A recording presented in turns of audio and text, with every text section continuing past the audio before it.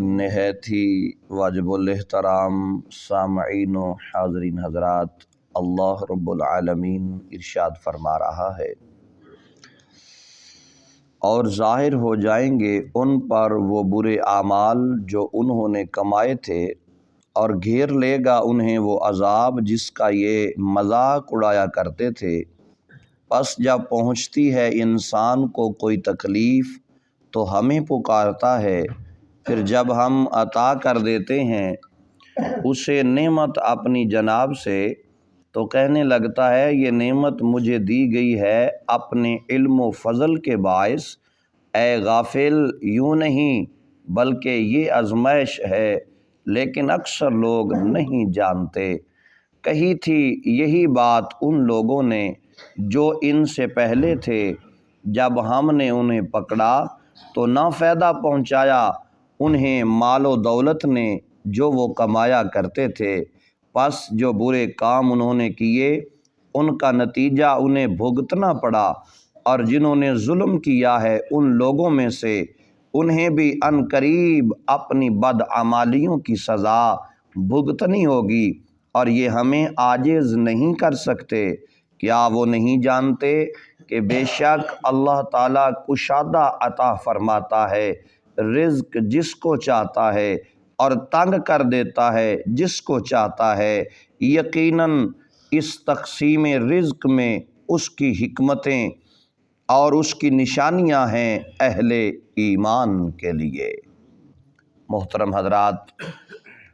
قرآن کریم فرقان حمید کی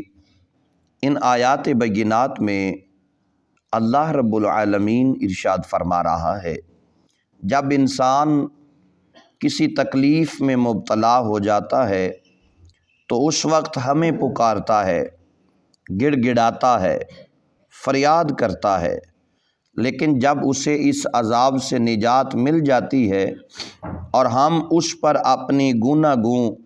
رحمتوں کا مینہ برسا دیتے ہیں، تو یہ نہیں کہتا کہ میرے رب نے مجھ پر احسان فرمایا ہے، بلکہ کہتا ہے کہ یہ میری ذاتی قابلیت اور مہارت کا نتیجہ ہے۔ جیسے میرے جیسا لائق فائق انسان اس خوشحالی کا مستحق ہے، یہ بنگلہ، یہ کوٹھی، یہ کار، یہ بچے اور بیوی، زندگی کی ساری سج دھج اور رونقیں میں نے اپنی ذاتی کاوش اور محنت سے حاصل کی ہیں، مجھ پر کسی کی عنایات نہیں۔ اللہ فرما رہا ہے یہ شخص فریب میں مبتلا ہے، حقیقت حال سے بالکل بے خبر ہے، اسے معلوم نہیں کہ ہم اس کو یہ ساری راحتیں اس لیے بخش رہے ہیں کہ اس کا امتحان لیں، اور یہ غم و اندوہ کے زمانے میں جس رب کریم کو وہ ہر وقت یاد کیا کرتا تھا،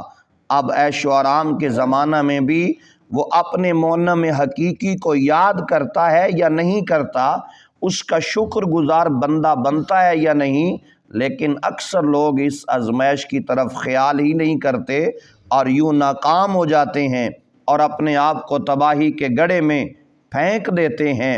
ایسی بے سر و پا باتیں اس سے پہلے بھی فریب خوردہ لوگ کیا کرتے تھے، ناشکری کے باعث ان سے وہ نعمتیں چھین لی گئیں اور انہیں ہولناک انجام سے دوچار کر دیا گیا۔ پھر نہ ان کی علمی قابلیت اور دانشمندی ان کو ہماری گرفت سے بچا سکی، اور نہ ذاتی جد و جہد انہیں کوئی فائدہ پہنچا سکی۔ رزق کے سارے خزانے اس کے دست قدرت میں ہیں، جتنا چاہتا ہے جس کو چاہتا ہے عطا فرماتا ہے، کسی کو مجال اعتراض نہیں۔ اس تقسیم رزق میں بھی اس کی حکمتیں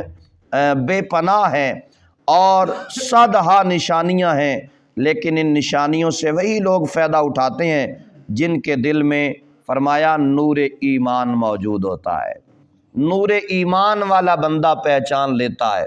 نور ایمان والا بندہ اس آزمائش میں کامیاب ہو جاتا ہے، کیونکہ قرآن فرما رہا ہے اِنَّا فِي ذَلِكَ لَآیَاتٍ لِقَوْمٍ یُؤْمِنُونَ، یقیناً اس تقسیم رزق میں اس کی حکمت کی نشانیاں ہیں اہل ایمان کے لیے، جو ایمان والا ہوتا ہے وہ اپنے رب کریم کی بارگاہ میں یوں ہی عرض کرتا ہے، اگر مل جائے تو شکر ادا کرتا ہے، نہ ملے تو صبر کر لیتا ہے اور کہتا ہے مولا اگر تو اسی طرح راضی ہے تو میں تیرا بندہ ہوں، جیسے میرے اللہ تو راضی ہے تیرا بندہ اسی پہ راضی ہے۔ تو جب بھی کوئی بندہ اپنے رب سے اس انداز میں محبت کرتا ہے تو پھر امتحان اور آزمائش کے پورے ہونے کے بعد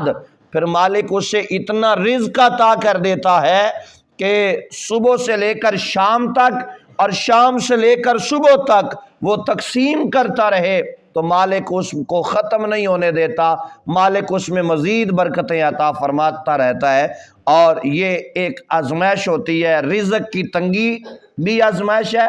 اور رزق زیادہ ہو جانا یہ بھی ایک امتحان ہے، یہ بھی ایک آزمائش ہے۔ اور اللہ تعالیٰ کی بارگاہ میں یہی دعا کیجئے کہ اللہ ہمیں ہر ایسے امتحان سے کامیابی عطا فرمائے جو امتحان ہمارا اللہ رب العالمین کی طرف سے ہو۔ اللہ تعالیٰ اپنے محبوب علیہ الصلوۃ والسلام کے تصدق اور توسل سے ہمیں جتنی زندگی مالک نے دی ہے یہ ایمان والی زندگی عطا فرمائے اور جب موت آئے تو حالت ایمان میں نصیب ہو جائے۔ آمین بجاہ النبی الامین۔